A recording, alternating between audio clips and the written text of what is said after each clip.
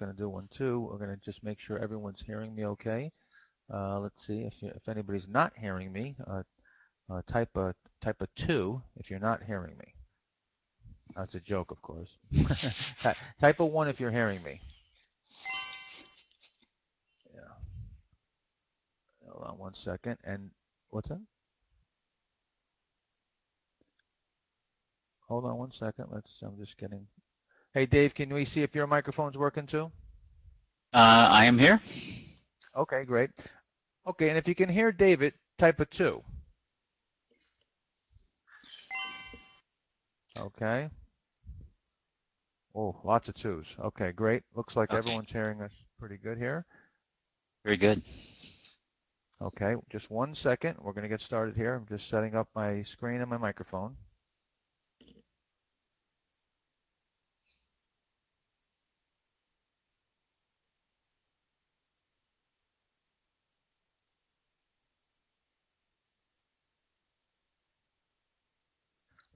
Okay, great. I first want to welcome everyone because we have attendees here from all around the world at different time zones, and want to welcome all of you. I see we have people from India and from Australia and all over the world. As you can see, Bob just brought up a map of where everyone's coming from, so it's pretty spread out around the globe.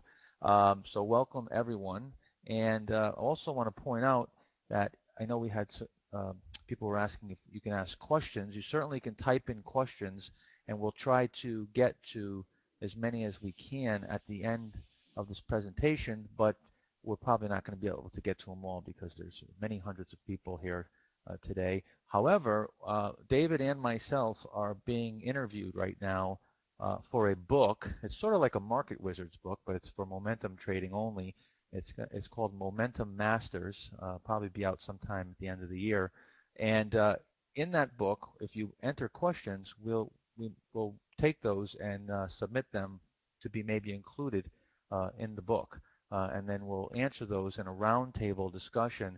Also in that book is Mark Ritchie II, and also Dan Zanger, who you might know. Dan has had some phenomenal performance also. So it's going to be myself, David Ryan, Dan Zanger, and Mark Ritchie, who's going to be answering in a roundtable sort of interview format in a new book that's coming out at the end of the year. I'm also working on a second book that's not scheduled for until the following year, so there will be a sequel to my Trade Like a Stock Market Wizard also. Okay, so we're going to start here, and today's topic is about getting big returns and getting returns consistently as well. And the reason why I have David Ryan here with me today is because there's not too many people better than David knowing how to get triple-digit returns and to keep drawdowns low. David, of course, won the U.S. Investing Championship 3 times in a row and had triple-digit returns all 3 years. He's had many years of huge performance. So we're going to get into this today and have a lot of fun. We're also going to be talking about how to keep drawdowns small, and that's one of the big keys for triple-digit performance. So let's get started. Dave, if you're ready. Ready? Let's see here. Yeah. So the first thing we want to talk about is that there's some major keys that you need to know to get this type of super performance. And we're talking about big returns, not beating the market by a few percentage points or getting even 20 or 30% a year. We're talking about 50, 60, 100% a year or better. You know, triple-digit returns was always my benchmark for what I wanted to achieve on a yearly basis. I was fortunate to be able to have triple-digit returns in about 70% of the years over the last 2 decades. So I obviously could do the math and figure out how many years I've had triple-digit returns during that time. Most of the other years I was up close to triple digits or in the mid 50, 60%, and had very few years that were even single digit. I had a few years where I broke even, but that was about it during bear markets. So the question is, how do you do that? Is that something that you have to have some special innate talent for, and I don't think so. I think it's just something that you have to realize. There's some principles that you have to follow, and we're going to talk about those. The real keys are, one, you have to be able to make, when things are really working for you and the market's good, you need to be able to make some big returns when you're correct. And also, you need to be consistent. You don't have to make big returns all the time, but you want to have consistent profits. And probably the most important thing is that you want to avoid big drawdowns when you're wrong. If you have big drawdowns, even big performance is not going to really add up to much, because you're going to be giving back a big portion, and then you got to come all the way back, and then it takes all this time just to get back to where you already were. So we're going to go over some rules that I've applied, and that also that David uses to be able to get these type of returns. And the thing is that much of this is going to go against conventional wisdom. All right, remember, conventional wisdom is going to get you conventional returns, and you're going to have to go outside probably what you hear most of the time, or what you think is normal, or what is comfortable to you. To be able to be exceptional, you're going to have to do things that are unusual, or maybe feel like they're not the norm. Um, Dave, you got anything to add before we start on this next rule? Well, I think the most important thing to me is that once you have got the right method, you've got the right rules, you've got to be extremely disciplined. And that discipline will take out the emotion that so many times leads to losses among traders and investors. So the right method, the right discipline, or being disciplined, and then also you got to concentrate. You can't have 20 stocks and think you're gonna have very very big returns. You have to concentrate and bring it down to at least 10 stocks or even less than that. And now David doesn't even know what the first slide is, just to let you know, and it's concentrate. Okay. Way to go, Dave. So that's a nice segue into the first slide, and I swear to you, he doesn't even know what this first slide is. So rule number one is like David said, concentrate.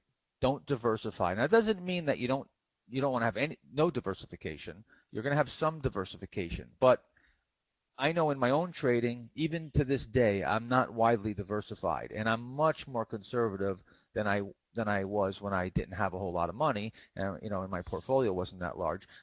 But even David, he's pretty concentrated even to this day. Although, again, we're going to talk about more the kind of trading that we did when we were really going for those huge returns, to start with a smaller amount of money and turn it into a large amount of money. I started off with a very small amount of money, just a few $1,000s, and then I eventually added some money to it. It got up to about 10,000. Finally, over a few years, I got it up to about 30,000. Now, that's not a whole lot of money to start with, but I turned that into 150, and then I turned it into $500,000, and then I turned it into $1 million change, and it just kept going. All because I was able to get really big returns year after year. Now, what I would normally do is I would put most of my money in just 4 or 5 names. So we're going to talk about that in just a minute.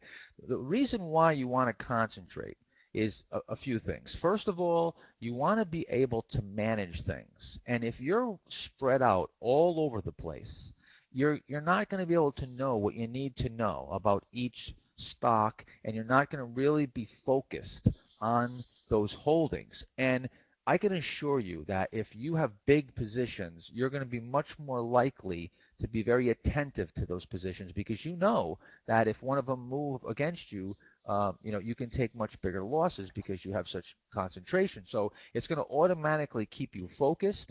And here's the other thing: it's going to allow you what I call the luxury of integrity, or the luxury of being patient. And the reason why you're able to be patient is because if you concentrate, when things work, you're going to be able to make money very rapidly. Now, of course, on the flip side, if things go against you, you would lose very rapidly, and we're going to talk about that also. That's why you have to be able to manage the risk. But you are going to be able to play catch up, let's say. Let's say you're out of the market for 4 or 5 months and the market's even moving higher. It doesn't ever bother me. I don't care if I'm out of the market for long stretches of time, because I know that once I go into that market, once I go into the stock market and I start buying positions, if I'm pretty concentrated, then I'm going to be able to move my equity up very rapidly. But I want to make sure that I'm in at the right time. So I do that very carefully, and I focus on the very, very best names. That's another thing. So if you are only going in, let's say, 4 or 5 or as many as 8 to 10 names, well, when the stock market has 8 or 10,000 choices and you're trying to boil it down to only the top 5 or 10, well, you're going to really boil it down to the very, very best names. And that's really important that you are able to really, really focus on the absolute best names to make the biggest moves and the biggest return possible in the shortest period of time. What do you say there, Dave, on this rule? Yeah, I would say, when you are concentrating, you don't have to concentrate. I'd say you have to do it in steps. I mean, I usually take my portfolio, I divide it into 10 sections, a 10% position in 10 different stocks. And then that's where I start. I usually buy a 5% position, and within a day or two, that's up to a 10% position if the stock starts moving very well. Then for that stock to get up to a 20% position or even more, I want to see that stock make a nice move, build another base, and then I'll even add to it on that second base. And so then the stock is maybe a 25% position, and that's where you really get some great gains. Is you play them over time, and you don't do it. You don't try to go for the home run where you take your whole portfolio and divide it into 2 stocks and 50% in one, 50% in another. Start a little bit smaller, and then you gradually work it into a bigger position as the stock starts making profits for you. That's right. And I shoot for 20 to 25% positions. That doesn't mean that I come right out of the box and I go right to a 25% position. I might also buy a 5% position. If things are really kind of sketchy, I might even just get what David calls a mental health buy, where I just buy, a few hundred shares or something just to have something to watch and get myself involved. And then if things start picking up and looking like they're working, then I'll move it up. But once I see that things are working, then I move very quickly and I try to get as much as I can into a handful of the better positions. Now, let's move forward here. Now, the second thing, and again, most of these are going to go against common wisdom, or what you'll normally be told you need to do. What we're normally told you need to diversify, right? Spread it around over a bunch of stocks so you can protect yourself. Diversification is definitely not going to protect you, all right? It's just going to dilute you. The other thing that you need to realize is that you're going to have to turn your portfolio over. There's a few reasons why you're going to have to turn it over. One, you're going to have to take profits when you have them, and you're also going to be trimming off the stocks that aren't working out so well. So your portfolio turnover is going to go up. Portfolio turnover is not a problem if you're taking profits and you're cutting losses and you're keeping your losses smaller than your profits. Then portfolio turnover is a good thing. It certainly could be a bad thing if you're just whipping it all around and you're churning yourself into the ground with a lot of trading and not much to show for it. But what we find is that a lot of people don't sell because they don't want to pay the taxes. So then they end up the stock moves against them and they end up having a loss, and then they don't have taxes to worry about. Or they saw a previous high in the stock and when it gets back to that high, I'll sell it. Or they're at a loss, and when it gets back to even, I'll sell it, and the loss keeps growing. So you want to forget about the taxes, forget about getting the high, because you're virtually never going to get the high. I've been doing this for 30 years, and I don't think on maybe a few occasions I've gotten the absolute high in a stock. And you want to forget about your ego. The goal is to make money and to protect yourself. So if you're trying to be right all the time, you're going to have a problem. But if you divorce your ego and you forget about being right, you're going to find that you're going to turn the portfolio over a lot more. You'll find someone like Kenny Hebner, who's a great manager and runs billions of dollars, has a lot of turnover, but he also has one of the better track records. And a lot of the guys who have the bigger track records usually have the more turnover. Now, you want to nail down profits when you have them, at least a portion of them, and that's another thing that's going to create a lot of turnover, especially now. There's a lot more trading nowadays. Dave, I know we've had a lot of discussions about this, and you've talked about how I say that things are really never different. However, I think being faster isn't really different. It's just the same thing, just at an accelerated pace, and because of you have access to the internet now. Back in the day, we had to pick up the phone, call somebody. They had to call somebody. They called them back. They called us. There was a $250 commission, so it was a lot harder, to move quickly. Now, of course, you just make a click, and your positions are bought and sold. So things move faster. But you want to talk about this a little bit, and your view on how things have changed, maybe a little bit as far as that's concerned, and how you've altered your trading. Yeah, I think, with the fact that everybody's got a computer, everybody's connected, you can just push a button and you can execute the stock within a second. It has, to me, sped things up, and you have to be knowledgeable of that. You have to be aware of that, because sometimes you'll see a stock break out, and the only people aboard that are moving that stock higher are just a lot of traders who have their alarms set. And so you have to see, is there follow-on volume? Does the buying continue, not just for today, but then for the next day or in the following day after that? So things have sped up. You have to be careful. I tend to not do anything in the first 45 minutes of the market, because there's just a lot of emotion, a lot of news moving things down. I actually like to see intraday, as stocks calm down, to place some of my orders, or even wait until towards the end of the day to see, because you can get whipsawed in some of the sort of the computer type of moves that occur. And just adding to your rule number 2 on turning over your portfolio, yeah, I never ever think about taxes when I'm buying and selling, when I'm selling a stock. I'm thinking of, is the position right to be sold? Should it be sold? And I never even think about taxes. I've never thought about taxes. It's lots of times you might think, oh well, I can't take that position now because I'm going to have pay a big tax hit on that. But lots of times I've seen people who've said that, who then a few months later they're now underwater, and they much rather pay taxes on a profit than than no taxes on a loss. And your third point, forget about your ego. You have to take, I've always said, you have to take your ego, you got to throw it in a trash can when you walk into the trading day or the investment arena, because you are going to be wrong. And if you're wrong 40% of the time, even 50% of the time, you can still do extremely well in the market. You just have to keep those losses small. You have to be able to admit that you've made a mistake and move on to the next stock.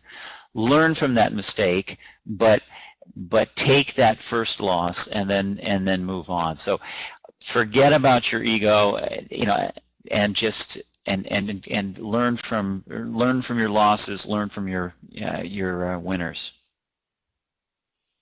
Yeah. Now, moving on here, the next thing that you've probably been told many times is that you can't time the market. I just especially in nowadays we have the ETFs, and of course Bogle is Vanguard is the big proponent of buying and holding in the market. When it does well for year after year and you have a big bull market, see if you just held, okay, that's great. But first of all, we're talking number one about super performance here. We're talking about triple-digit returns, and you're not going to get triple-digit returns by holding the S&P 500. That's number one. Also, it's if there's any one thing that maybe has changed over the years is back in many decades ago, you could buy AT&T or a bellwether stock and hold it for a long period of time. But even then, you had big bear markets that took these stocks down, 50, 60%. Some, never come back. So you have to remember, time is money. And, I've been timing trades since I started in this business 30 years ago. David's been timing his trades for 40 years, and we can go on and on with many successful traders who time their trades. So can the market be timed? Well, I don't know about the general market. That's probably a lot more difficult, but individual stocks can be timed very effectively. The thing is, you have to learn to use charts, of course, and I know many of you do use charts, but you have to use them correctly. And one of the things that I would point out is to just learn how to identify what I call the volatility contraction pattern, or the VCP setup. And what this allows you, when you're able to with pinpoint accuracy, go in there and buy a stock and know very quickly whether you're right or wrong. What happens is, first of all, you're able to compound the money very rapidly because you're not wasting time. When you're right very quickly. And on the flip side, when you're wrong, you're out of it and you can move on to something else. So time becomes your friend. I'm going to show you a setup here that not too long ago that we bought. I purchased myself, and we purchased it at the on the platform here. And this is a classic. There's a few things that are happening here. One, you have what we call a primary base. It's the first time that you set up a constructive price setup from a new issue. So over here you have the new issue, and like many of these new issues, sometimes they run up real quick. But usually after that run up, they correct, or they correct right away, and then they spend some time going through a correction or some type of sideways action.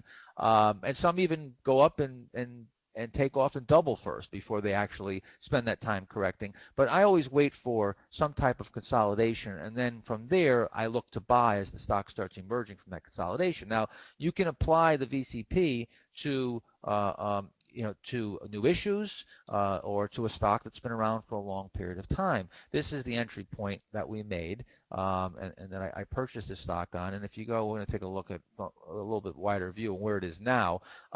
So you can see that this stock, this came out very efficiently, and this allows you to be able to now, first of all, take, if you're a shorter term trader, take a very quick profit and be able to compound that money more rapidly. But also, if you get yourself at a profit right away like this, then you can sit through some of this pullback, because you've gotten yourself in a position where you have some cushion. And so there's multiple benefits that you're getting from timing the trade correctly. Now, on the flip side, let's just say this stock tries to break out and then comes off here and starts falling back. Well, now I know that it's acting abnormal. This is not what should be happening.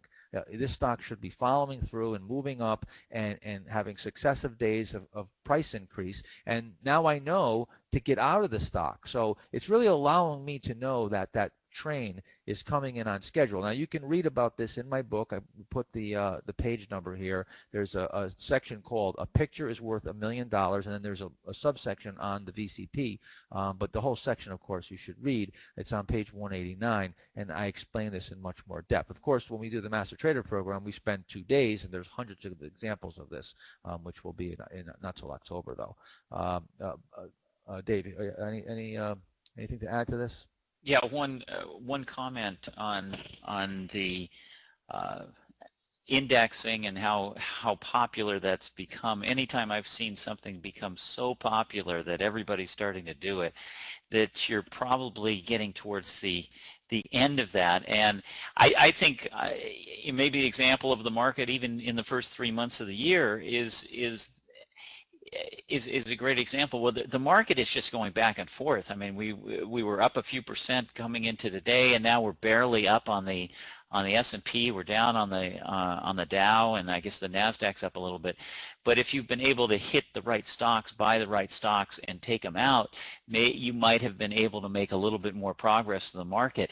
And so I'm thinking that it's been a long time since really stock picking has been in vogue, and it's been all indexing for the last 6 years. So this might be, maybe we're starting to turn. Maybe this might be the day of the stock picker. I'd love to see that, because I just love picking individual stocks that can outperform the market.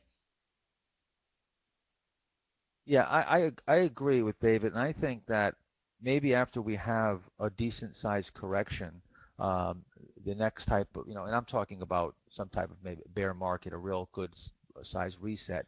I think coming out of that, we may go back to a stock pickers type environment, and like David said, we haven't been in that type of environment in a long time. It's been where indexing has been working. Um, but again, it really, regardless of what's working with the indexes with individual stocks, there's always you get leverage with the individual stocks. If the general market goes up 20% and you're in a bull market run, you're going to have individual names that double, triple, and some go up tenfold and 20-fold. So you get a leverage factor there, and timing the trades really becomes something that is going to be able to give you that compounding.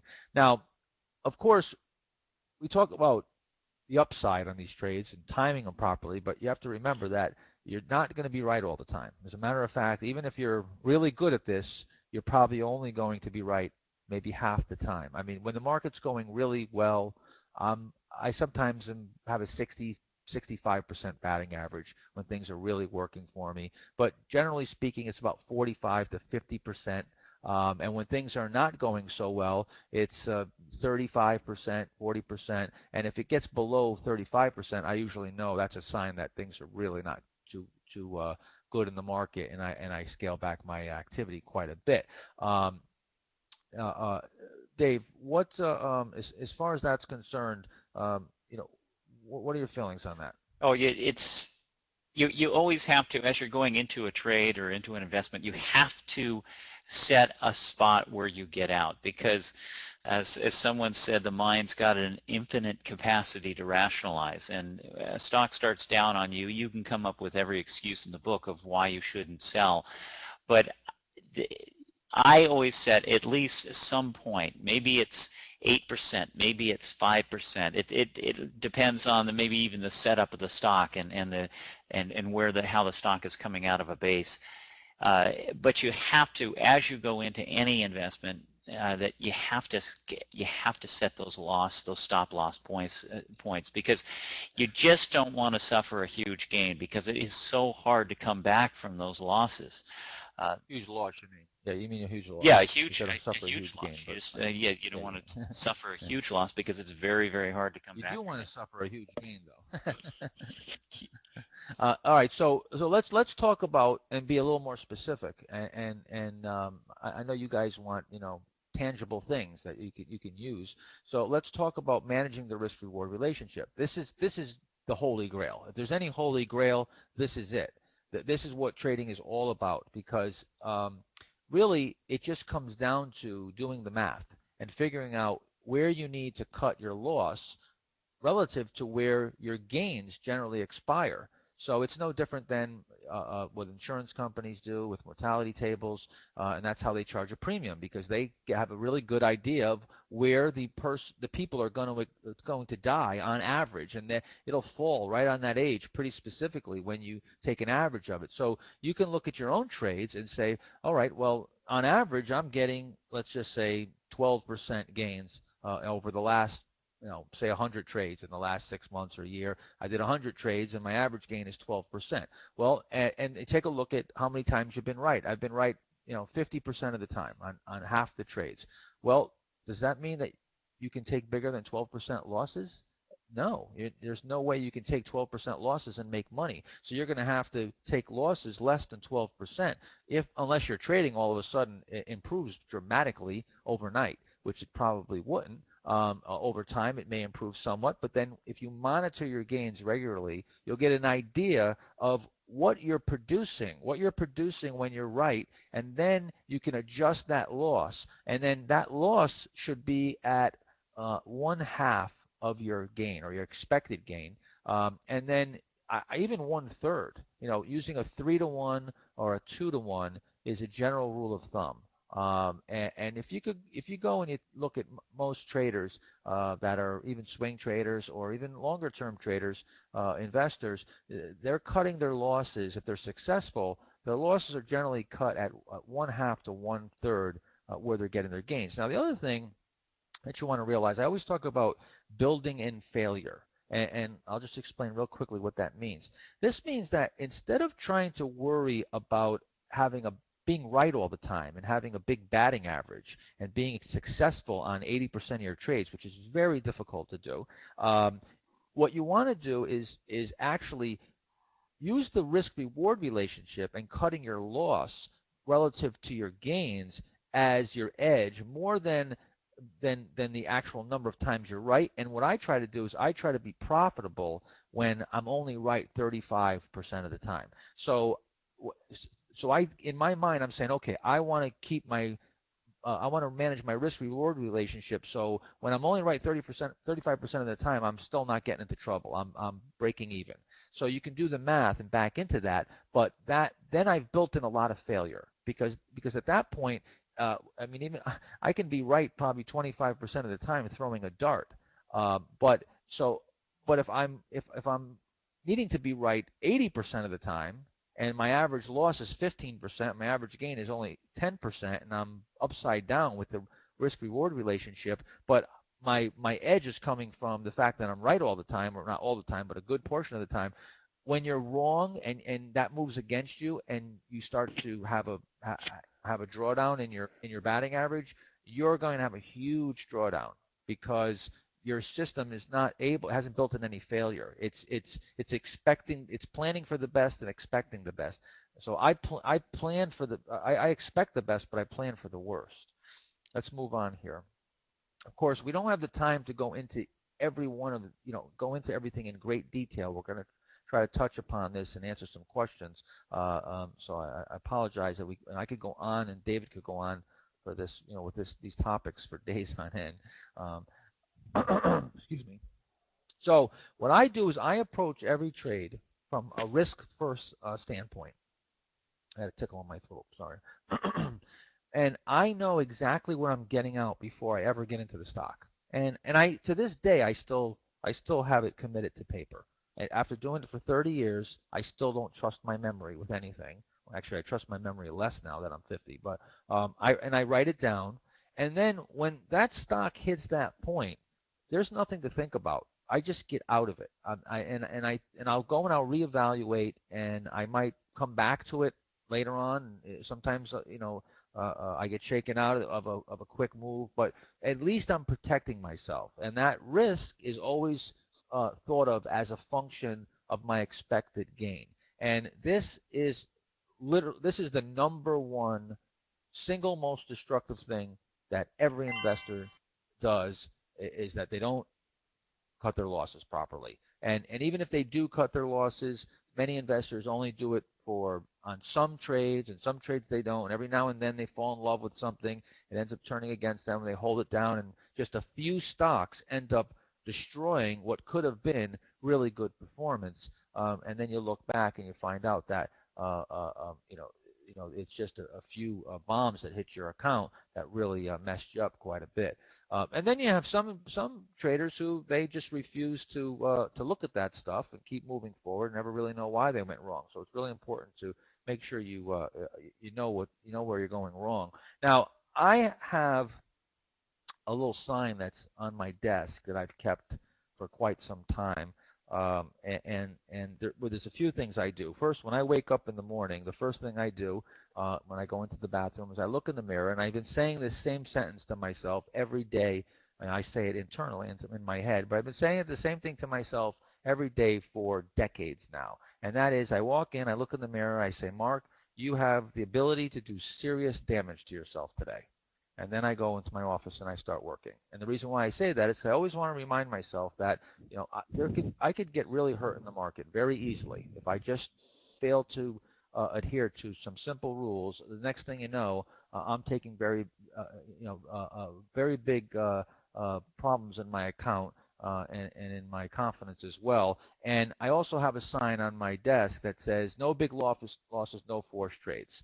And simply, I'm always trying to remember, I want to keep the losses small, and I don't want to force things. I don't want to try to make something happen that's not there. I'm going to wait for the stocks to set up the way I need them to set up, and if they don't, then I wait. And I wait patiently. If you remember, we go back to the first rule. If you're concentrated, if you're concentrated, then you can make things up pretty quickly, and you don't have to be so worried about being in cash and sitting out of the market. Also, I mean, if you're in it for action and you can't sit on your hands and wait for the market to set up properly for what you need to see for a high probability setup, well, then you're probably better off just going to Vegas and and having some fun, and you'll lose your money there, and you can start all over. But that's where you're going to end up being if you're going into it for action. You're basically going to be going to Vegas. Now, Dave, do you have any? I don't know if you Yeah. have any signs in your anything that you say on a daily basis to yourself, Well, but when usually when I wake up in the morning, I look in the mirror, I look at myself, and I go, "Oh my gosh, you're getting so old." I But say that also. yeah, but yeah, the key, no big losses, no forced trades. That's very good to have. I think a lot of people are going to say, well, do you set mental stops, or do you set stops in with your broker, or put them in online? I actually do them online, because if you put a mental stop in, or you write it down, and then you have to watch it, every single second of the day as it's starting to get closer to your stop point. I just put them in, and if I get taken out and then they whipsaw me and they come right back up, well, I'll buy them again on that next setup. But I like to put them in. I like to put them in as I'm placing the trade. On the buy side, I like to put in my stops. I actually with my online broker at that same time. So then I don't sit there and argue with myself, or I don't start rationalizing as the stock gets closer and closer to my stop. It's immediately triggered, and I'm taken out. And the reason why I say that is that you have to develop something where you are extremely disciplined. I hate to sound like the coach, or the teacher, or even your dad or your mom, where you say you got to practice discipline, but so much of this is removing the emotion by being disciplined. Setting your losses as you're purchasing the stock, and just almost being, I've called it's like being a robotic investor. You see the information, you act on it, and when the thing starts turning down, then it's time to take profits, or it breaks moving averages, or whatever it is, you have to just go in and act instinctively, and not use all these emotions that we can get caught up into, and which creates big losses. Yeah, real quick, I just want to point out something. I know we've had maybe, I don't know, a handful of people. It looks like maybe 5 or 6 people that are saying fix the audio. We've got, I think, 800 people on here right now, and there's like 780 something people that are hearing it fine. So Yeah. it's not on our end, just so you understand. You might be on a wireless or whatever for whatever reason, but we apologize for the few people that are having problem with the audio. But we've got like 700 people that are not having problem with the audio, so it's definitely not on our end, and there's really nothing we can do. I really apologize for that. Anyway, let's move on here. Now, this is something that I really believe is important. I mean, these are all important rules, but some are just not followed nearly as much by people, and they break them. And this is really important to trade directionally. And when I say trade directionally, I'm talking about this on a longer term basis, right down to the very shortest term basis on an intraday basis. And uh, uh, let's start with the longer term. On the longer term, you're going to want to trade with the trend in your direction, the longer term trend. Again, you can go to my book, and I talk about this. There's a trend template, and that's the criteria, the 8 criteria that must be met, or I won't even look at the stock. I'm not even gonna see the stock unless it's meeting this criteria. And then from there, I'm going to want to see the VCB setup, the intermediate term chart pattern, also have that uptrend. And then finally, when I'm buying the stock is actually moving up. Now, the thing is, I buy on pullbacks, and so does David, but almost every time, even on a pullback, we're waiting for the stock to actually start turning up. So maybe the stock pulls back and undercuts its 50-day or whatever the pullback buy may be. Most of the time, or almost all the time, almost never am I buying when the stock is actually coming back in. I'm waiting for it to have some type of stabilization and actually turn up. So what I'm trying to do is align all the time frames. So every trend across the board is in my direction, and you'd never want to average down. Not what's even worse than buying when the stock's coming down is to buy more when it's coming down. It comes down and then you buy it and then it comes down more, so you buy more and you average down. This is something that a lot of brokers try to convince clients to do for obvious reasons. It's the guaranteed way to the poorhouse at some point. You may get away with it a bunch of times, but somewhere along the line it's going to really hurt you. Now, again, we talk about determining if the train comes in on schedule. When you have all these trends in your favor, it becomes very obvious to see that when things aren't working, because you're going to move against so many different forces that are in one direction. And again, this is something that I talk about quite a bit in my book about determining when that train is coming in on schedule, and then coming in right at the moment where that stock is starting to move, and you want to try to buy when momentum is the strongest, when that stock is really on the move. Dave, I know you trade directionally, virtually all the time as well. Can you elaborate a little bit on this? Yeah, I never buy I never average down because I've already made a mistake on my first purchase. Then why compound it by adding more to it? Well, maybe it could rally from there, but I've already I've already made a mistake, and so it's just a rule because I have just seen stocks where I'm down on them and I go ahead and sell them out and just cannot believe how far some of these things can fall. Because the stocks that I'm in and the stocks that you're in, Mark, that are usually strong, very strong growth companies, and when that growth really starts slowing down, the stock can fall dramatically. So if you're averaging on the way down, you could have some very, very big losses in a very short period of time. So as a very specific rule, I never add to stocks or losing positions where I've already got a loss in it. Yeah, and now here's a guy, okay, here's David Ryan, who's one of the best traders in the world. He's been doing this for 40 years, is not trusting his own opinion. See, he's not trusting that he's saying, I bought this stock. It's not going in the direction that I thought it would go. It's going against me, and I don't trust my own opinion. I'm going to trust the action of the market, and I'm not going to go and add good money after bad. And so if he's not trusting his opinion, why should you? And dig in. So it's really important to understand that your first loss is your best loss, and if the stock's not moving in your direction, then guess what? You made a mistake in timing.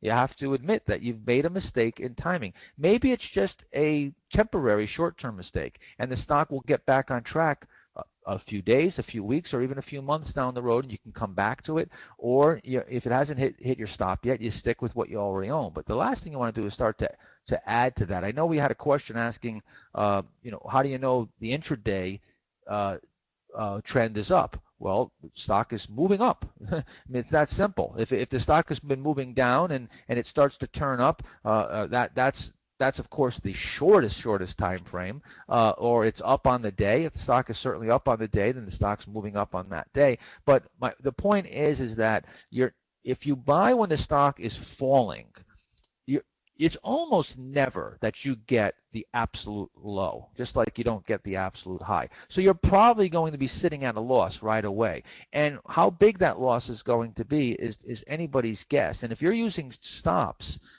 it only has to go down not much more, and you'll probably get stopped out. So you're trying to avoid getting whipped around, and you're trying to get on the stock trade when it starts to make a big move and be at a profit as soon as possible. As a matter of fact, and I know, this is one of David's main rules, is not only does he want to see and do I want to see a stock give me a profit immediately, right after I buy it, within literally seconds and minutes, I expect to be at a profit. Now, that doesn't always work out that way, and I'm not going to sell it just because I'm not at a profit right away. However, that's the optimal trade, and that's the best sign that I'm going to make money on the trade. And even a better sign is the next 2 or 3 days I have follow through, and the stock moves even higher, and I'm at a profit for several days. Those are usually the best trades. Do you find that to be true, Dave?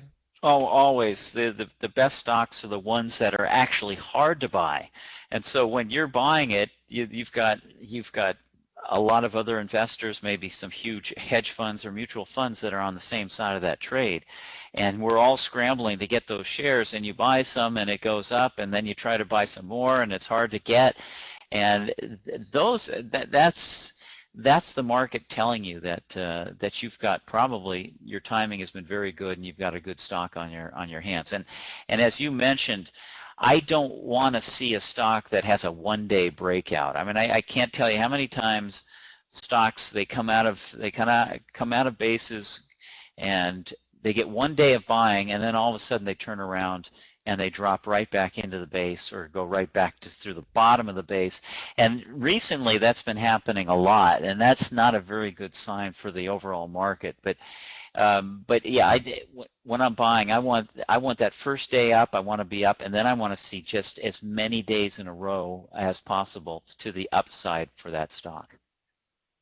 Yeah, and now there was a question asking, is there a reason why the VCP, why these stocks can move so rapidly and off of the VCP? And yes, there is. There's a reason. This is not hocus pocus, or this isn't the cause. It's the effect. It's the effect of a greater cause. We're just reading supply and demand, and the better that you are at reading supply and demand, the more accurate you're going to be with this stuff. Now, what David just said is really a golden nugget here. Now, when the difference between a breakout that the stock pops out of the base, then comes back in, and then falls apart is the difference between retail buying and institutional buying. This is really something that's very important that you want to understand. You're trying to align your purchases with big institutional orders that are buying that stock at a time when there's very little supply. See, this is where the VCP comes in, where you quiet the stock down and it gets very tight on that right side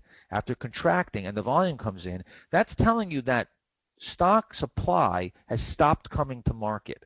What that means is that now it only takes a little bit of activity to move that stock. So it creates the line of least resistance. And that's why they're so explosive when they come out of these chart formations when you read them correctly. Really important to study. If you study this stuff right, you won't have to listen to anybody. You won't have to get tips. You won't have to guess. You'll see it right before your eyes. You'll take action, and then you'll simply wait to admit whether you're right or you're wrong, and if the stock is the train is coming in on schedule. So the difference between retail buying and institutional buying, that's what you want to learn how to identify, and that will help you not only time the trades correctly, but get at a profit very quickly. Now, here's another major rule, and I think we're getting into now the rules that are really important for keeping your drawdowns small. Now, I've had huge returns, and I've made a lot of money in the stock market. However, that is not what I'm most proud of with my own my own performance. What I'm really proud of is the fact is that over the years, I've never been caught in a big decline. I've never had a real big problem in my portfolio, and my drawdowns have been very small. And that's trading extremely concentrated and being very aggressive and being through a lot of turbulent times. What is the reason for that? Well, after trading hundreds of thousands of trades, it's certainly not. I couldn't get lucky 100 or 200,000 times. So there's a method behind this madness, and one of the really important rules that you can start learning how to apply is to build on success, and it's very simple. First of all, trading is not an on or off business. David alluded to this right in the beginning. He said, I'm not going to just go in there and start trading large. I'm going to take a 5% position, and if things start working, I'm going to step up my exposure. I'm the exact same way. As a matter of fact, I play poker that way. I'm not really getting aggressive and getting creative until, I've made some money and I've built my stack up a little bit. I apply the exact same thing to the stock market. I let my smaller wins finance my larger risk. So, for instance, I first entered the market maybe from a cash position. Market's been in a correction, and I'm knocked out of all my trades. I'm in cash now. I come in and I might buy one or two stocks and take some smaller positions, maybe a 5% trade, maybe even a 10% position. And if those work and things start moving in my direction, I might take another trade. I will almost certainly take one or two more trades. And as I start getting some traction, I'll start increasing my size, because now those profits are financing my forward risk. So now on the opposite side, if the market starts moving against me, or the stocks start moving against me, and I start getting stopped out of names, I trade progressively smaller. So what this does, and it's really important that you do it on both sides. Okay, this I've seen people do it on the loss side where they scale back, but then they don't scale up, and they get afraid that they've gotten some profits and they don't want to give them back, and they're afraid to get aggressive. But if you get aggressive when things are working, and you get conservative when things are not, what'll eventually happen is you'll be trading your largest when you're trading your best, and you'll be trading your smallest when you're trading your worst. So when the market really takes off and everything starts really working, you'll make a lot of money.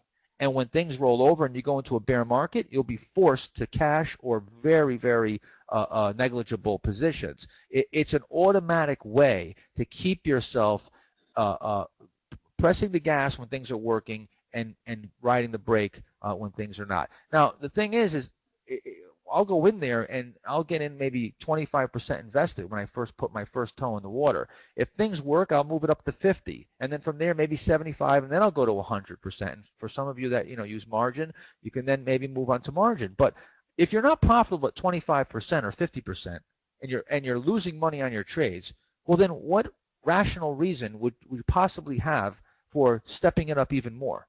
Things are not working. The trades aren't working properly, and what you expected to happen isn't happening. So you're going to guess, and now you're going to revenge trade and try to get it back quicker and double up and start moving heavier in the market, and that's precisely what gets you into a lot of trouble and creates big drawdowns. With this way, you're going to have very few times where you're getting in real trouble, because you're never really putting on any size until you've already got some profits. Any thoughts on that, Dave? Yeah, there's no reason to add when you're not making any money. It's another trader, an old gentleman who I've seen trade for years, would always say, I'm not getting paid to take this risk. I'm not getting rewarded, and so there's no reason to keep on adding and adding and adding, and filling out more positions when you're not even making money on the first one. So it's always, you should be bending with the market. If the market is going up, your stocks are doing well, then you should add to those positions, or add on new positions. If the market starts coming off and starts rolling over, well, your stops are probably getting hit, and you're coming out of the market as those stops are hit. So you're constantly kind of moving back and forth, or with the direction of the market. I mean, it's almost like driving a car. You see a red light up ahead because you have stocks that are starting to get hit. Well, you start hitting the brake and slowing down, and if you see a green light ahead, your stocks are doing well, you hit the gas and you add more positions, or you add more money to your existing positions. Yeah, absolutely. Now, I see we have some questions. We have someone from Dubai asking if how do you scan and pick your stocks. Now, I want to explain something. Of course, we're not going to be able to get into this, these specifics of the whole strategy and exactly what we do. That's something that we do for several days of training at the Master Trader Program. If you're real serious about learning this from A to Z, that's where to come. Or you can come onto the platform, our premium platform, on a daily basis, and then we do it right there live, and we answer questions every week. This is something that's going to take time, okay? And you don't have to use my strategy. You could be using some other strategy. These rules are really are applicable to any strategy. It's not strategy specific. And so you have to realize the main thing is that you're applying good sound rules and making quality choices with whatever strategy. But if you want to learn, what we do in my strategy, you can of course the book is the cheapest way to do it, and I'm explaining probably 90% of it in there. I have another question here. Is the VCP in the book? Yes, it is. There's a big section on it. It starts on page 189. Also, I see here, I'm just backing up here. I'm trying to go through some of these questions because I know it's going to be tough at the end. Do you think VCP would work in S&P 500 stocks? Absolutely. It doesn't matter whether they're large cap, small cap. I mean, I favor the small and mid cap names because they're a little less efficient, but it certainly will work in S&P 500 companies. Absolutely. All right, let's move on here. Now, the next rule is talking about protecting your break-even point. And this, again, this is really to help your equity curve and to keep your drawdowns to a minimum. And the way I do that is that I try to protect my break-even point as soon as I can without choking off the trade. Okay, the ASAP, and I know I think Vicky, I think you asked me a question in the trading room on Monday, and I didn't get to answer it, and it was specifically on this, if my memory serves me correctly. And you were saying, what's the ASAP? How do we determine ASAP? Well, I'll tell you how. I'm going to tell you how I determine it. When I get where I've risked, let's just say, I'm going to give you a hypothetical situation. I've risked, say, 5%. I have a stop at 5%, and my average gain, let's just say, is 2 times that at 10%.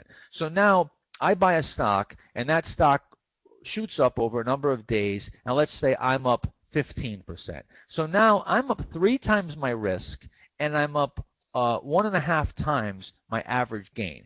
That's a time where I'm going to protect my break even almost every time. When I get a multiple of my risk, 2 to 3 times above my risk, and that is above my average gain, I generally at that point will at least move my stop up. I usually cut my stop in half, or most often I will move the stop to the break even or just slightly below the break even point. And on top of that, I might even take a little bit off the trade and try to free roll it. If I move it to break even, I may free roll it. We're going to talk about that in just a minute. So the real rule is, though, here's the rule. The rule is never let a decent sized gain turn into a loss. Once that stock, when you first take a trade, it's all risk. There's nothing but risk.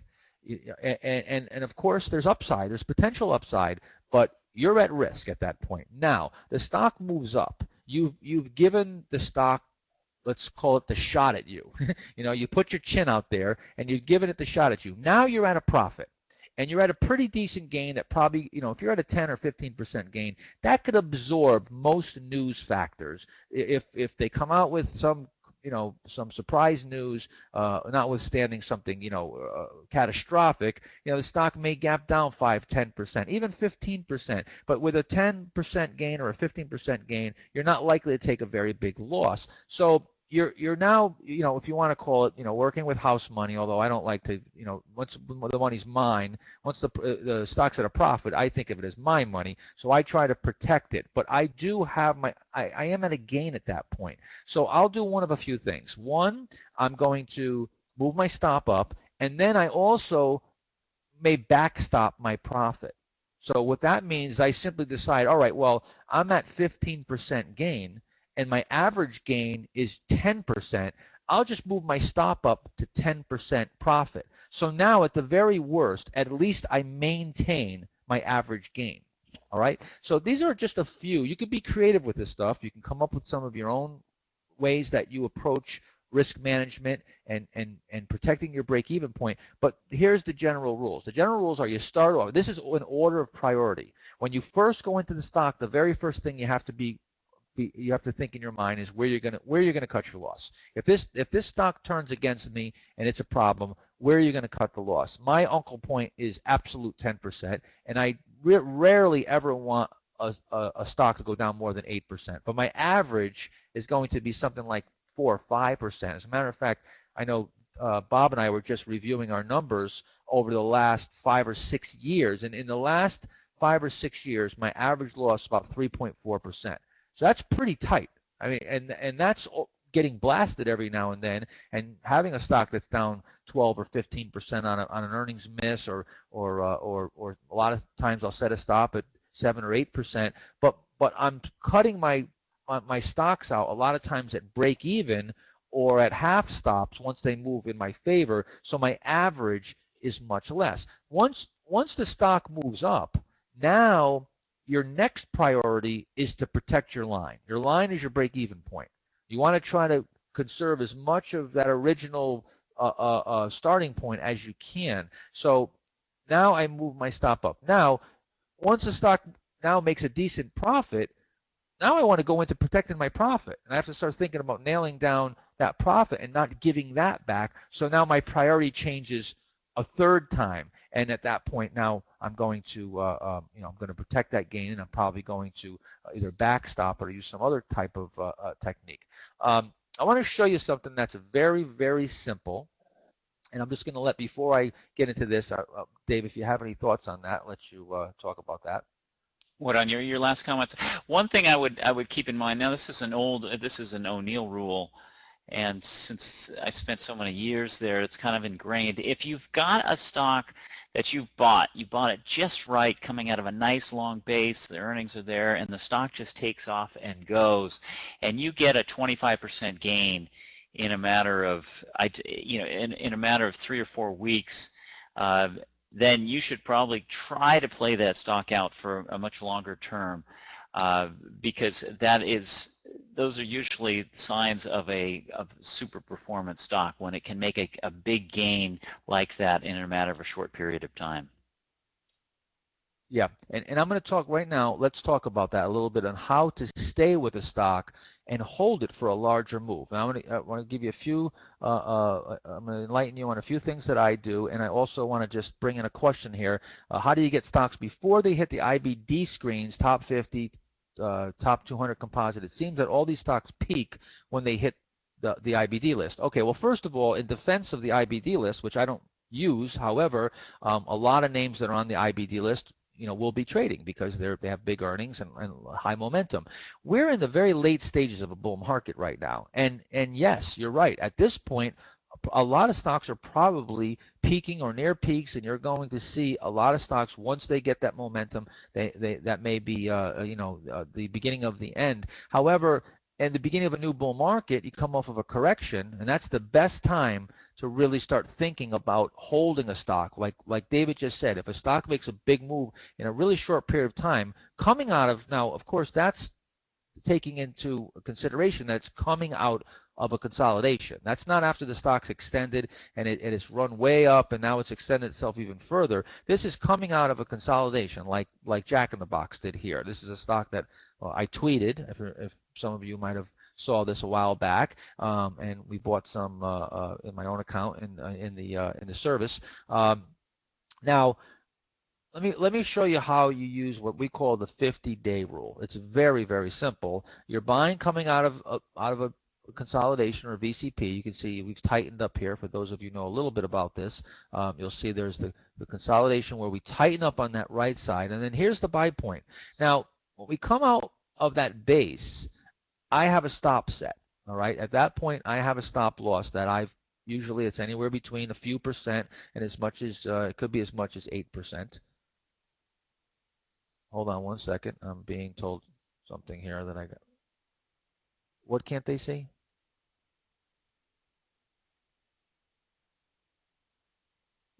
Yeah. Okay. I'm going to put. Let me just put. I'm being told that I should put a little red dot here. Okay. In this case, see that? Now I got a little pointer. Has my initials on it.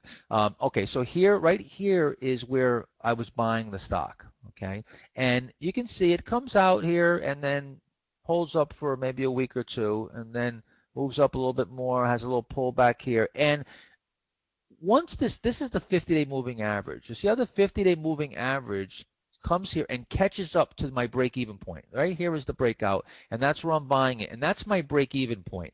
Now, here's the general rule.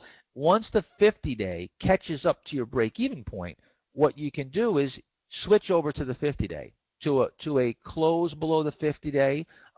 You can use, or there's various permutations of it you can use, but very simply a close below the 50-day would be the easiest. And you can see that we haven't even come anywhere near the 50-day all this time. It holds you in the stock. Now, very often what I'll do is if the stock goes up big enough and I get a really nice profit in a short period of time, I'll take a little bit off and then I'll play a portion of it, usually half of it to 1/4 of it, for a larger move, and I might institute the 50-day rule. Now, when does this work the best? This works fantastic in the beginning of a new bull market.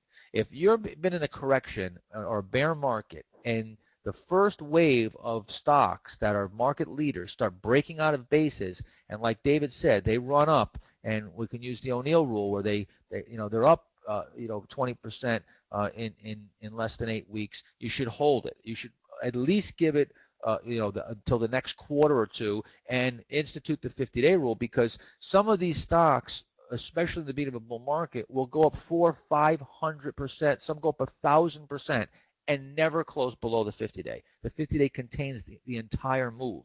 It happens time and time again. It generally happens with market leaders, stocks that are under significant accumulation, and every time the stock pulls back just a little bit, it's met with buying, because the institutions are looking at a much bigger picture, and that stock has a very bright future. So this is a very simple rule. Of course, again, there's lots of we go over a lot of these things in more depth when we have more time, but today we've only got an hour and a half, so we can only do so much. Okay, so let's move on to the next rule here. And again, like I said, the first 5 rules were more on the side of return, and the next 5 rules, 5, 6, 6, 7, 8, 9, 10, are more geared for keeping the drawdowns, protecting the drawdowns, or keeping you in a stock a little longer. And this particular rule, number 8, we're talking about selling into strength as a way of minimizing your equity your equity volatility.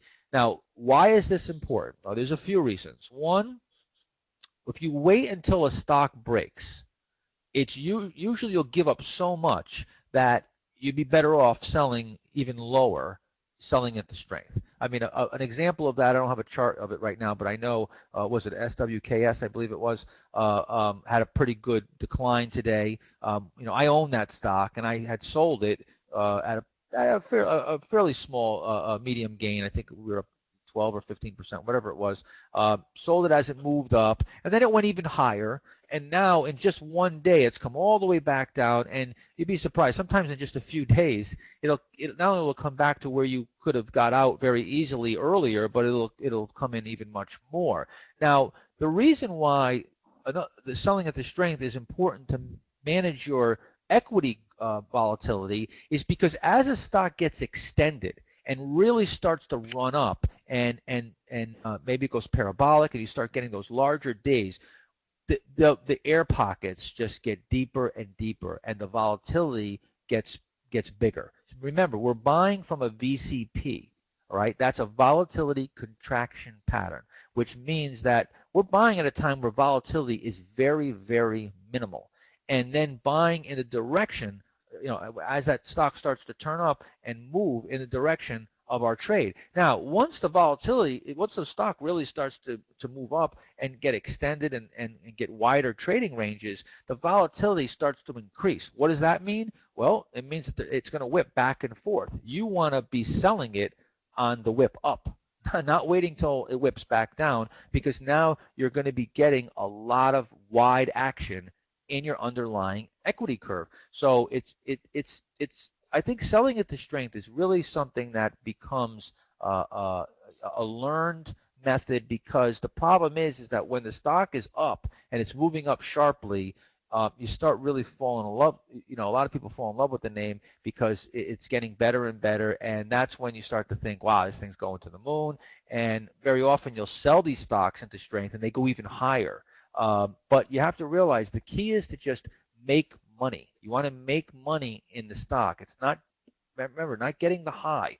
Now, here's another general rule of thumb that you can apply, and that is if a stock is moved up and you're at a profit and you're pretty happy and you're thinking about selling it, but you think you're onto a monster and you don't want to give the whole thing up, you can sell half. Now, the reason why you sell half and not any other percentage, selling 30% isn't going to work. Selling 70% isn't going to work for a win-win a solution. And I'll tell you why. If you sell half, you're in a win-win psychological position. If the stock moves higher, you can say, thank God I held half. If it moves lower, you can say, thank God I sold half. Either way, you're equally right. Either way, you are right in what you did. Now, if you kept 70% of it and sold 30%, you're going to be more wrong than right on one direction, right?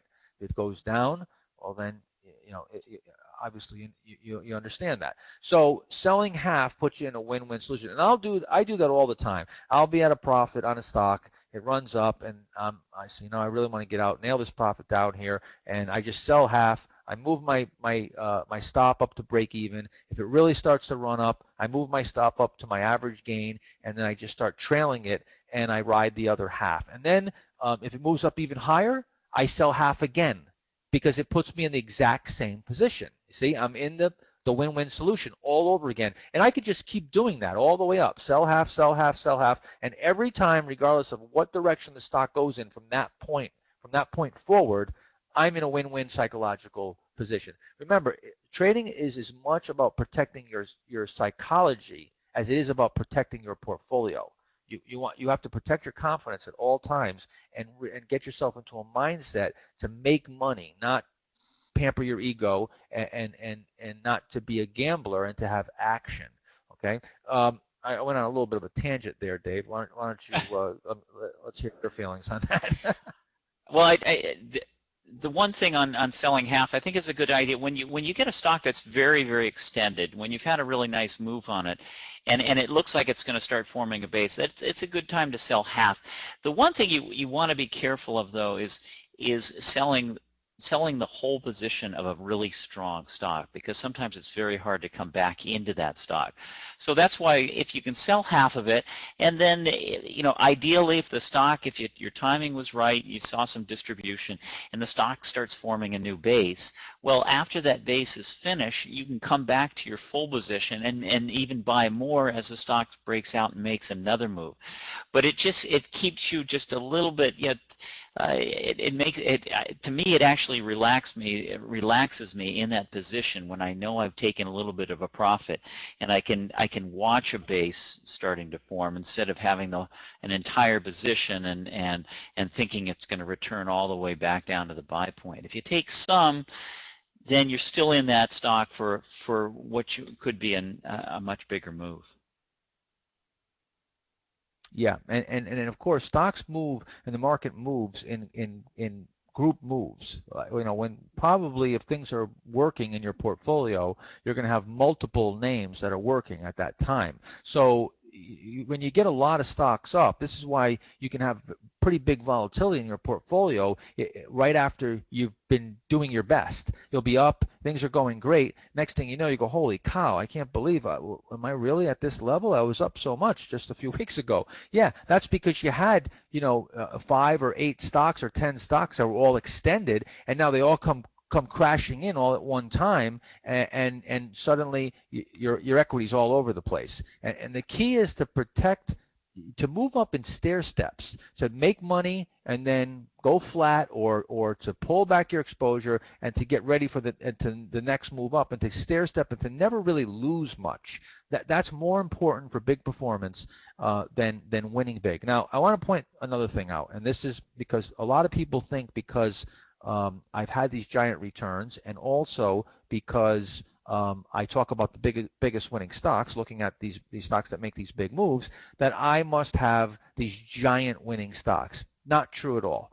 I actually do a lot of swing and intermediate term trading through my entire career, even when you go back to all the returns you read about and the stuff in Market Wizards. Um, when I had those big runs, I was doing lots of trading, and I would keep small positions and play for bigger moves. But these stocks that go up, 1,000%, Qualcomm's, and back in the day where many of these names went up, a lot of people thought that that's why I made those big returns. Well, I was in many of those names, but I would trade them, like Yahoo, for instance. I was in Yahoo. I was in it. It made a 100% move. I was in the whole time. Well, let's put it this first. The stock made an 8,000% move. During that 8,000% move, I was in it 4 or 5 times, and I made money, I think every time, or 4 out of 5 times. At one time it was 50%, another time it was 30, one time it was 100. So when you compound it, I might have made 2 or 300% in that stock that went up 8,000%. So I got a nice little chunk that was big for me, but I didn't hold the stock for the whole big move. You don't have to be in the stock for its entire move, but you can trade it sometimes many times as it resets. And sometimes you sell into strength, you sell half, it resets, it comes out of another base, and then you add the half back. Of course, I'm getting into money management techniques, and these are things, again, that we have to go into for long periods of time with many examples. So again, if you're more interested in that, you need to come to the Master Trader program. Let's move on here. This is without a doubt the rule that has kept me or has turned me from a mediocre trader to getting stellar results, and that is to not only conduct post-analysis of my trades, but to do it on a very regular basis. You need to really, you have to know the truth about your trading. You can't stick your head in the sand, and when you're not doing well, just not look at it and try to forget about it and move on. Doing the same thing over and over, and getting bad results and then doing it again is just never going to lead to any type of real success. You have to get to the bottom of what's going on. Everybody has weaknesses. Everybody has strengths. All right, David's strengths may be different than my strengths. We may have different weaknesses, but individually, we need to know where our weaknesses are and where our strengths are. And also, you're going to find that there's commonalities in everybody who trades has certain things they do over and over that is their Achilles heel. And the reason why is because this is a very emotional game. This business is pure emotional exposure. It's like an exposed nerve all day long, and everybody has different emotional thresholds. Some individuals are very nervous and jumpy. Some are very calm. Some have no problem with with the stock market and the risk. Some are scared to death. This is going to cause you to do certain types of things and have certain foibles, and they're going to show up over and over, but you're not going to be able to mentally comprehend those in a quantitative way. The only way is to go back and to look at what you're doing. Pull the charts out, write down where you're buying and selling, and then flip through that chart book, and you're going to go, wow, look at this. I do the same thing every time. I constantly sell early. I constantly hold too long. I constantly do this. I constantly buy late. You're going to find that there's going to be one or two major commonalities that you do over and over and over, and it's going to be one of the biggest reasons why you're not where you need to be. Now, I know, Dave, I know you've done this because I learned this from you and O'Neill 30 years ago. Once I heard, O'Neill talk about this, and I happened to go to a seminar and heard David speak, many, many years ago, 3 decades ago, and I went right home and I broke out the charts and started writing down with a green pen and a red pen, and I realized right away I was terrible at selling. I was taking profits at the absolute wrong time. I was selling too early. I left so much money on the table. I just had all kinds of problems with selling. I was buying really well. I was placing the buy orders pretty good, and I was managing my risk pretty good, but I had no idea on how to sell. And I find that a lot of traders, they spend so much time on trying to find when to buy that when they finally get into a situation where the stock makes a nice quick move, they're scratching their head. They don't know what to do, and they don't know how to handle it. Yeah, Dave, yeah, I Mark. know you would have a lot to say on this. Yeah, this, regardless of what method you use in the markets, maybe you're a value buyer, and this is you're listening to this, and you can't really relate to buying super growth stocks and things like that.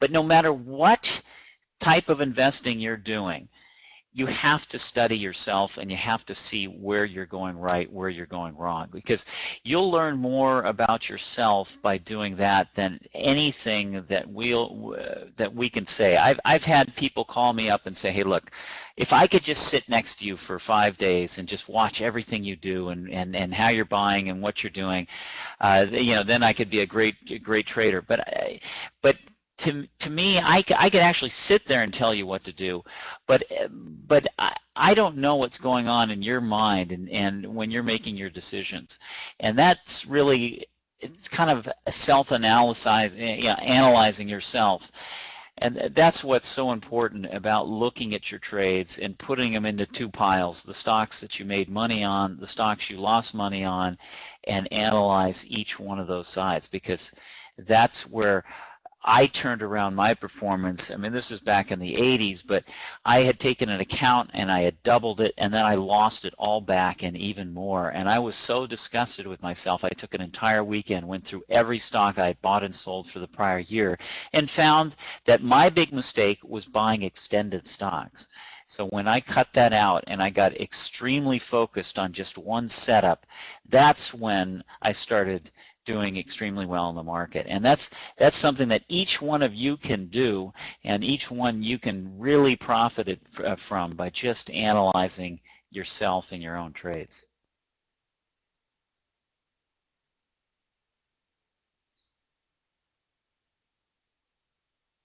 Mark, are you there? Oh, No, my microphone okay. wasn't on. Let's try that again. Yeah, so anyway, I was saying that you have to have what I call your own personal epiphanies, or your own personal breakthroughs. Mental breakthroughs lead to manifesting themselves in physical breakthroughs. You have to know the truth about your trading. I can't stress this anymore. I believe in this so much that we've come up with tools that we have for our premium members. They're calculators and tools that you can put your numbers in, and then they will spit them all out and show your average gain, average loss. And I have a proprietary distribution curve, and you can analyze everything down to the most micro level and know everything about what's going on in your trading from a quantitative basis. And then from this other side, you have to, like I said, write down on the charts and try to get an idea by grading what's going on. Give yourself a report card. You'll find out what you're doing wrong and where you're going wrong. Now, this sounds like a lot of work, but here's what you have to remember. And I wasn't profitable for 7 years. It took me, and because I didn't have the benefit of the type of education that they have nowadays, the learning curve was much longer. But I stuck with it because I knew once I got it, it would pay for itself, hands down. And then in just 1 year, I made more money than I dreamed of making in a lifetime. And from that point on, I never turned back. Once you get this and you make these breakthroughs, then it's going to be a lot easier. But it's just like anything. You can't expect to go into the market and know what you're doing and getting great results overnight. People will go to college and spend 8 years in college, but they think they can go in the market and they're supposed to be good at it overnight. It doesn't make any sense. I mean, if I went into McDonald's right now and they said, here, go make fries, I wouldn't even know how to turn the fryer on. It's not that I'm a dummy. It's just that I don't have that knowledge. I'm ignorant to that knowledge. I would have to be taught how to make fries at McDonald's. It's a job that many people do, and it's probably not that complicated, but I just don't know it. So you really have to spend some time, and you have to get to the bottom of what you're personally doing within the confines of whatever strategy you're employing. So I'm going to give you a bunch of rules. Maybe you're going to read my book or come onto our service and learn this strategy, but now you've got to get your own personal actions to align with what needs to be done for that strategy. Now, that's going to move to the next rule. And again, these rules that we've come up with come from decades of our own personal experience and performance, and seeing thousands of traders and what they do wrong, and what the majority of traders, what their problems are, and how to fix them. And again, this is, I see so many traders start off with a style, and whether it's value strategy, they're trying O'Neill's Can Slim, Mark Minervini's SEPA, whatever the strategy is. And then the minute it's not working, they go, well, this doesn't work, and they go on to something else and they try another style. And they're trying to find the style du jour, or the holy grail, when the fact is the only holy grail there is what I told you before, and that is managing the risk-reward relationship. That is the only holy grail, and that's applicable to any strategy. The main thing is that you become a specialist in that strategy. Whatever strategy it is, you've got to master it, and you've got to be willing to sacrifice other strategies. You're not going to be good as a day trader, a value trader, a growth guy, technical fundamentals. You're not going to be a specialist in all those things. So you have to figure out what works best for you, what makes sense to you, what you're passionate about, and then sacrifice everything else and become really good at that one thing. Now, we do have some questions here also, and I want to get to those, and I also want to just point out a few things. If you're not getting the returns that you desire, I'm a big believer of taking full responsibility for what happens in my life and in everything.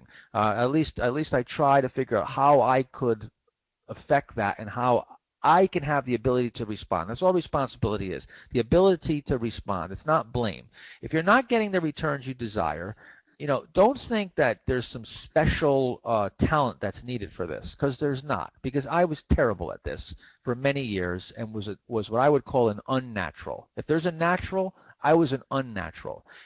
But the one thing I was good at was taking responsibility and realizing that I had to get good and I had to learn these things myself. So I took action, I learned from that, and then I made adjustments and just kept doing that over and over. The most important thing, and this is what I didn't write books, and I don't do seminars to make money. I do it because I want people to understand that they could do way more than they can imagine, and they could do way more than I can do, and to help people believe in themselves and to do great things. And that's the most important thing, is that you realize that you could do way better than I've done or David's done, because you have the benefit of our knowledge, but you have to believe in your own abilities. People fail at trading, people fail at basketball, baseball, and becoming an astronaut. Whatever it is, the only reason why they're not achieving the results that they really know that they want and they dreamed of is just simply because they don't believe in their own ability.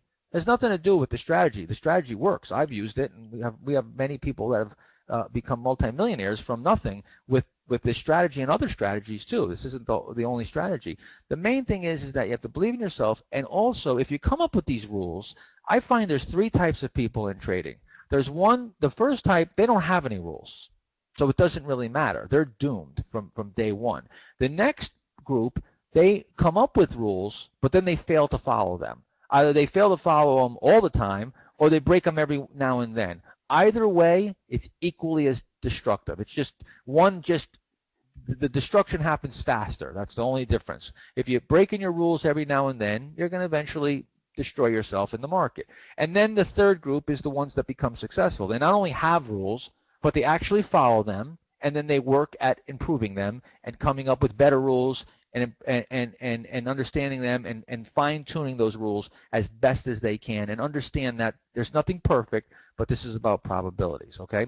So with that, let's talk about some questions here. I know there's no way we're going to be able to get to the hundreds of questions, but we certainly can touch on a few that hopefully also cross-pollinate some of the other questions. And also, we're going to try to take some of these questions and submit them to be included in the questions for this new book, Momentum Masters, where we're going to answer, I believe it's like 100 questions on all different, topics of momentum trading, and that will be with myself, David Ryan, Dan Zanger, and I've personally picked Mark Ritchie II, who is somebody who came to my seminar years ago and has turned out to be a tremendous trader and has great results, and he's a new upcoming guy that I feel deserves to share his views. So us four are going to be answering questions. We'll try to include some of these questions if they're not already in the question list. We've already answered, I think, 50 or 60 questions, and we're looking to answer some more as they're submitted to us.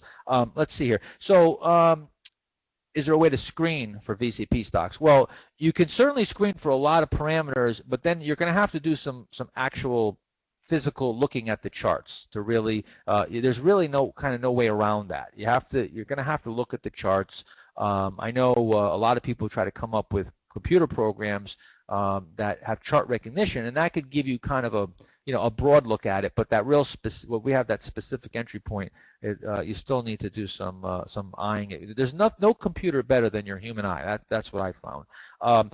This is a good question for you, Dave, because you are the volume expert as far as I'm concerned. How does volume influence your buy decisions? You want to talk about that a little bit? Yes, it's to me it's very, very important. It's a way.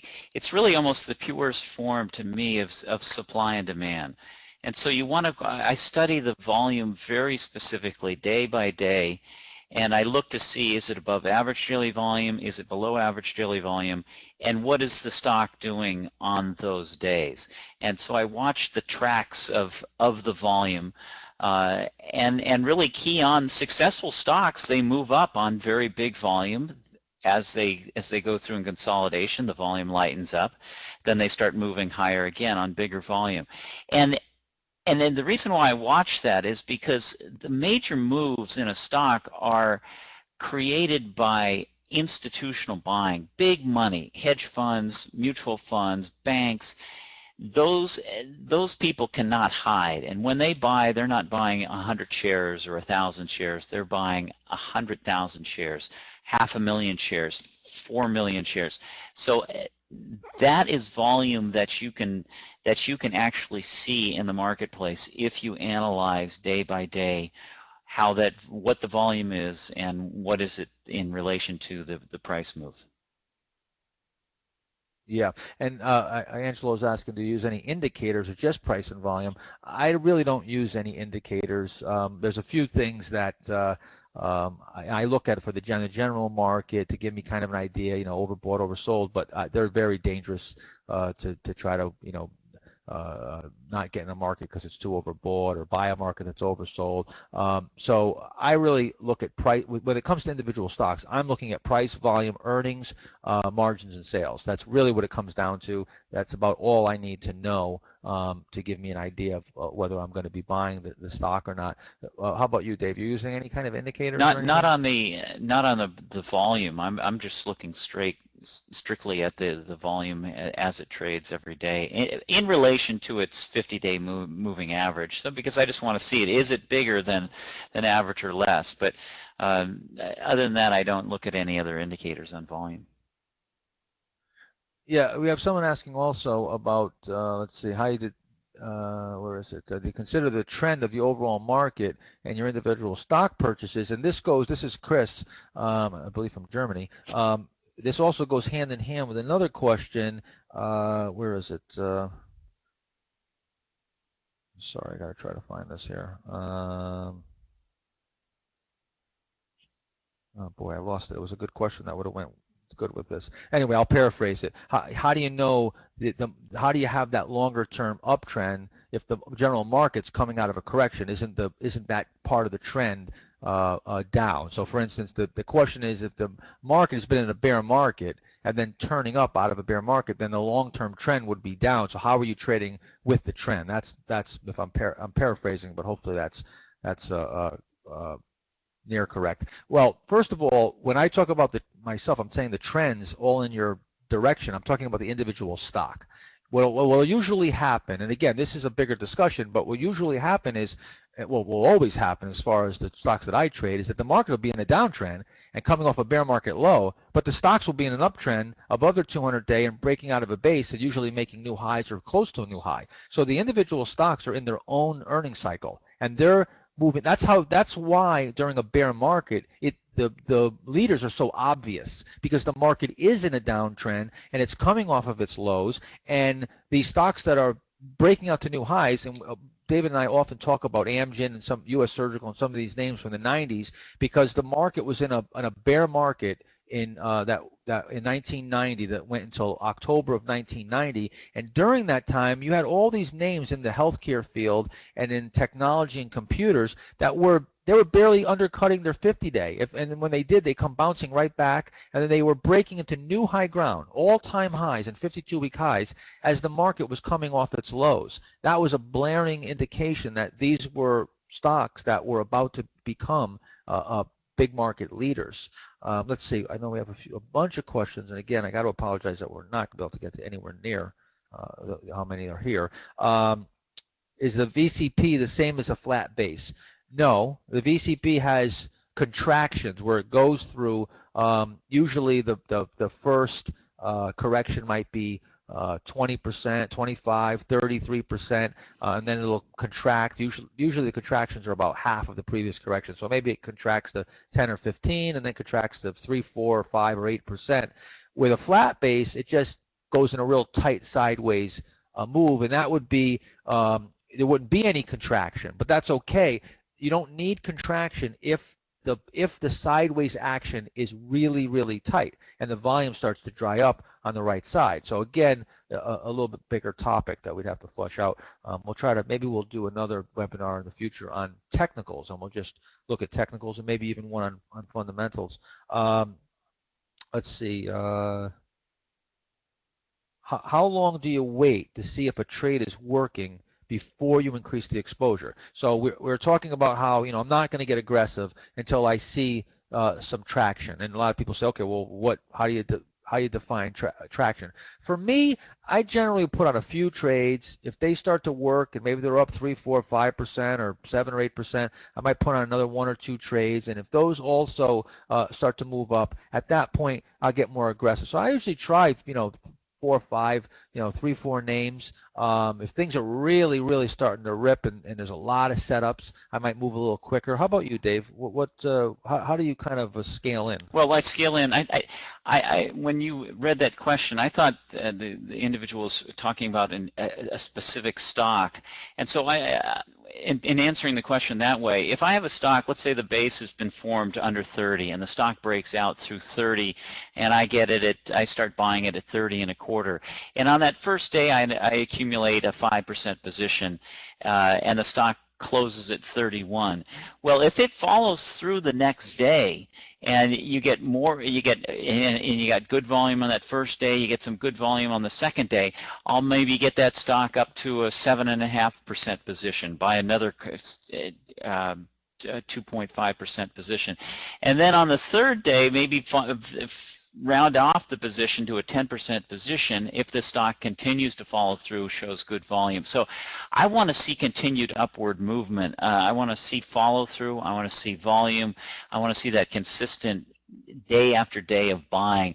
That's how I start 5% and then go 2.5, something like that. And that's where I build a nice position and I add to something that's already working. Yeah, this is probably a good question to segue into. Adam's asking, how do you adjust your strategy in a directionless market like we're currently in? So, when we're in a market where you move up a little bit, then you move down, you're much more likely to be in a whipsaw environment. So as you pyramid right into the time when it comes in, and vice versa. It's definitely a more challenging environment, and Dave and I have had a lot of conversations about this. We're getting later and later stage, and it looks like the market is under some distribution here. Maybe a correction's upon us. You just simply have to adjust your risk accordingly, and if things are working, then you're going to stick with it. But if they're not, you're going to scale back, and you may have to wait. I think it was 19. I got in for the bull market of 91 in late 1990, going to 91, got very aggressive, traded really aggressive all the way till 93, and then I got out in 93, and I didn't get back in the market. I went from late 93 until April of 94. I don't think I made a single trade. So I waited over a year in cash. And during that time, market went up a little bit more. It wasn't horrible, but then we had a correction going in 94. So there's been times where I've waited out of the market for extended periods of time. Dave, what do you think, with this particular environment, and how do you handle that when you're just sort of moving back and forth? Well, this is where I actually look for more stocks and buy on pullbacks and not as much on breakouts, because what you're dealing with, and even what's happened today, is you've got stocks that have had these, doubles and triples and quadruples over the last couple of years, and then they're forming these small bases. They're breaking out into new highs off of small bases, and then they reverse. Sometimes they can reverse and reverse very badly, and very, very hard reversals like we had today. So the way I treat a market like this is more look for stocks that are, the primary trend is up, the longer term trend is up, and I'm looking for pullbacks within that upward trend. Now, I'm not buying it as the stock continues to pull back. I wait for that pullback to hold, maybe get some volume and start turning and start going back higher. You might look for trend lines, stocks pulling back down to trend lines, stocks moving back down towards 50-day moving averages or 20-day moving averages, and looking for those types of stocks that are in really good, strong uptrends. And the last thing is you have to look at the volume. Is the stock pulling back on huge volume, or is it pulling back on lighter volume?